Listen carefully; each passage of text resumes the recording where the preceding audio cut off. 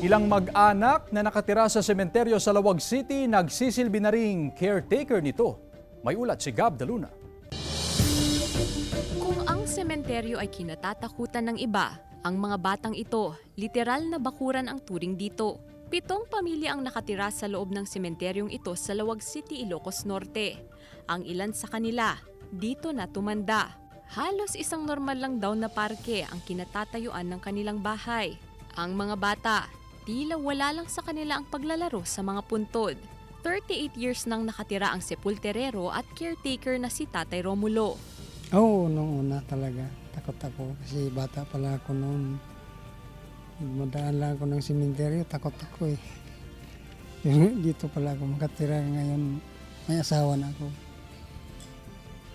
Pero sana yan lang, Ma'am. Hindi raw ikinahihiya ng magkakaanak ang kanilang tirahan dahil sa pagiging sepulterero na itaguyod ni Tatay Romulo ang pag-aaral ng mga anak at apo.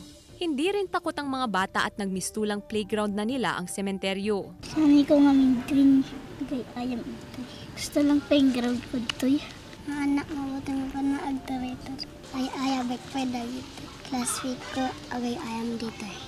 Ayon kay Tatay Romulo, mas natatakot daw ito sa mga nagpapalinis ng puntod na hindi nagbabayad. Ilang beses na raw siyang na-scam. 6,000, Ma'am. Ilang taon na yun. Nagtsagaan namin na nilinisan tapos hindi naman binabayaran. Tapos nakatakot yung buhay. Kontra sa patay para sa akin ha.